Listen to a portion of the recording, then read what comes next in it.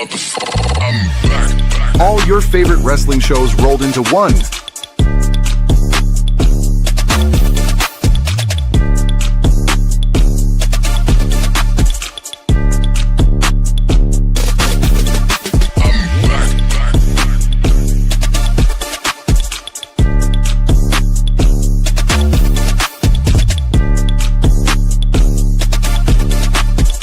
Welcome to the We Book It podcast. Let's start the show.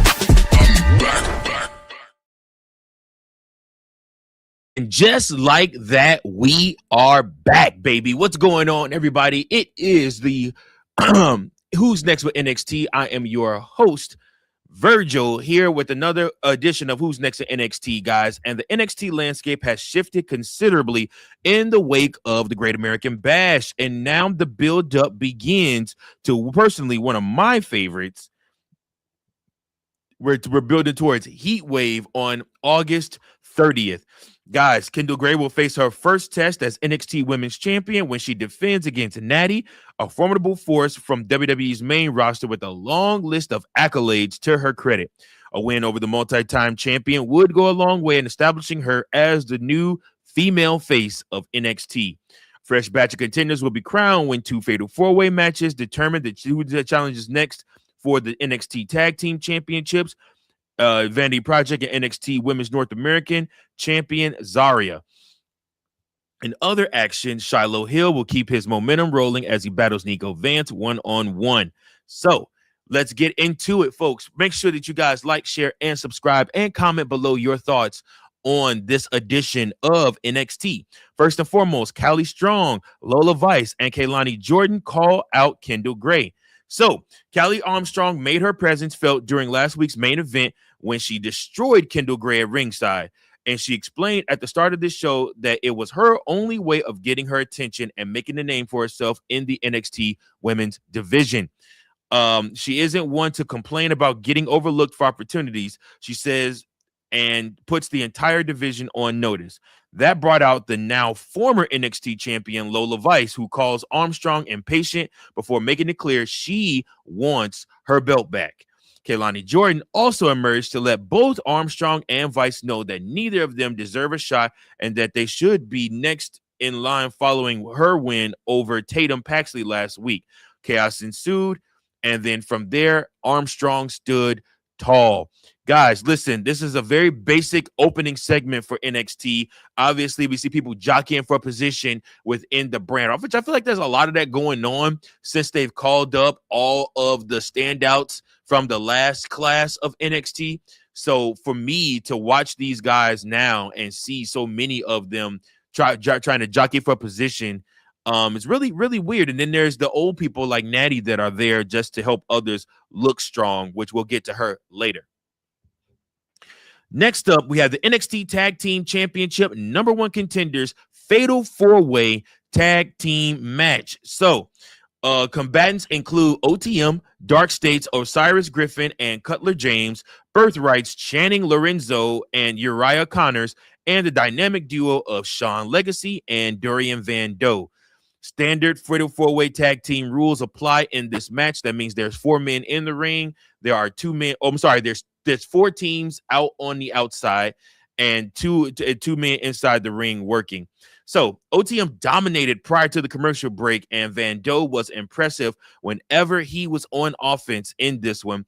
But after Bronco Nima of OTM went on a tear, Birthright nearly clinched the victory with an awesome-looking neck-breaker powerbomb combo. Legacy and Van Doe actually end up coming out to win this match, beating Birthright and OTM as they brawled to the back. So Sean Legacy and Dorian Van Doe won to become the #1 contenders to the NXT Tag Team Championships. So NXT's tag team division, y'all, is depleted. It's matches like this, though, that serve as a reminder of how fun tag team wrestling can be when it's given the time and opportunity to show the great spots. And I'm not just talking about at SummerSlam and at Mania and you know, like I said, and maybe the Royal Rumble. I'm talking about weekly television, giving the tag team division a chance to shine. And that's a problem with WWE right now. I feel like there's not a lot of shine for the tag team divisions. Next up, we got Keanu Carver versus Tank Ledger. So this is a one-on-one match. The commentators noted that this marked Ledger's first singles match in nearly 2 years, as he usually regulated to the tag team ranks with Walker. So he had a brief flurry of offense before getting shut down by Carver. Despite busting out a swanton bomb a little later on, Carver quickly regained control, put down Ledger with a massive power bomb, and scored the victory not long after. This was what it needed to be to get Carver back on track, coming off his back-to-back losses to EK Prosper. It allowed him to reestablish his dominance and take out someone that can easily afford the loss. So Keanu Carver picks up this victory and looks to steamroll his way back to the top of NXT. Really, really strong, great spots in that match also. Next up, everybody, we have the NXT North American Women's Championship #1 Contenders Fatal 4-Way match. So the second match of the night included Lizzie Rain, Izzy Dame, Thea Hale, and Layla Diggs fighting for a future shot at the NXT Women's North American Championship. This was similar to the other Fatal 4-Way we got early in the evening in that it was all action. But this one just so happened to be better. I'm telling y'all, the NXT women's division is top notch, the best division in all of wrestling. If it's one thing Shawn Michaels can do, he can book some damn women's wrestling, and he did so on tonight. So some highlights from this match include Hale leaping off the top rope to the outside, Hale and Diggs simultaneously hitting splashes in the middle of the ring, and Rain connecting with a double cutter. Diggs' athleticism also stood out throughout this entire fight. Diggs is the freshest face of the four, so it's admirable that they'd run with her as the next challenger for the title. Of course, she won't stand a chance against Zarya when the gold is on the grabs, but it will give her another opportunity to showcase her skills against a notable name on one-on-one. So, like I said, Layla Diggs will challenge Zarya for the NXT Women's North American Championship. I don't know if that'll be a heat wave or if it'll be after. We'll have to see. But a vignette aired for newcomer Reina Volkan, formerly known as Nikki Blackheart, afterward, indicating she might soon factor into the Women's North American title picture. So we'll have to stay tuned for that. Next up, we had Tavion Heights attempting to apologize to Miles Bourne. So Tavion Heights was out in the ring to call out Miles Bourne and apologize to him for not acting like a brother after failing to beat him for the NXT North American Championship at the Great American Bash. Instead, he got the Vanity Project, who blamed him for costing Jackson Drake a recent win.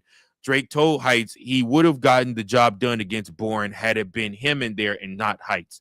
As you'd expect, Vanity Project started beating down on Heights before Bourne made the save. This felt like where Heights might finally turn on Bourne, but evidently not yet. They stood tall together as the segment came to an end. Y'all, this segment has been going on for so long between these two, and you know that boom is going to come where he probably is going to end up costing Miles Bourne the North American Championship. It's just all a matter of when it's going to happen. Could it happen at Heat Wave? I don't know, folks. We'll have to tune in to see. Immediately, after that, we had Shiloh Hill versus Niko Vance. So Shiloh Hill is riding a wave of momentum coming off his big win over Tristan Angels at the Great American Bash. That appeared to be the payoff to their program, or so it seemed. Meanwhile, Vance came into this contest looking to establish some credibility for himself after he and Izzy Dame betrayed Shawn Spears to oust him from the culling. Speaking of Dame, she came back out to be in Vance's corner, but Hill was without Tatum Paxley in his corner after what Reina Volkan did to her last week. They had a bit of a competitive contest in the time they were allotted. Hill never really had the upper hand until Angel showed up at ringside to ensure Vance would emerge victorious. Post-match, Shawn Spears laid out Vance with a chair, a nice callback to his chairman gimmick in AEW. The real question is whether he will resurrect his perfect 10 persona next. And listen, I love me some Ty Dillinger. I loved when he was Ty Dillinger. So Shawn Spears, if you go back to Ty Dillinger, you will have an absolute fan in me. Next up, it's time for our main event, folks. And the main event is Natty going up against Kendal Grey for the women's NXT championship. So listen, guys, Natty has had no shortage of shots at the NXT women's championship dating all the way back to 2014. This was more about whether Grey would be able to retain her title in her first defense than it was about Natty, though. Grey has gelled well with just about everyone she shared the ring with since arriving in NXT, and Natty was no exception. This had a ton of submissions, smooth transitions, two things both women are exceptionally skilled at. Natty had Nikita Lyons and Carmen Petrovic in her corner, but they were thwarted by Ren Sinclair and Lola Vice before the commercial break. That meant it was all about Grey and Natty in the second half, culminating in an abrupt shades of Grey to put Natty away. Kendal Grey defeated Natty to retain the NXT Women's Championship. So Natty was the perfect first challenger for Grey. The outcome was never in doubt. Obviously, they just put the strap on her, but Natty is there in NXT to enhance talent and teach these women how to be main roster stars. Obviously, Natty has done it all on the main roster, been a part of the main roster since what, like 2010, 2009, 2010, one of those. So, I mean, like I said, she's been there for a while. So the show closing with the visual of Vice, Kali Armstrong, and Kelani Jordan scouting Grey from different sides of the ring was cheesy, but it will establish who's waiting in the wings for the opportunity at the NXT North American title. So, and an NXT Women's Championship also. This is going to do it, guys, for me. This is your episode of Who's Next in NXT. I would rate this show a good B-. Like I said, it wasn't the greatest show, but it also wasn't the worst show. I enjoyed it, honestly, like I said, and I hope you guys did too. We'll see what happens. I mean, coming off of what we just saw on Monday Night Raw last night, this was a bit of a letdown. But what can we say? Outside of that, man, listen, I don't have anything else for you guys. Make sure that you like, share, and subscribe, and you keep those book and pencils sharp and keep on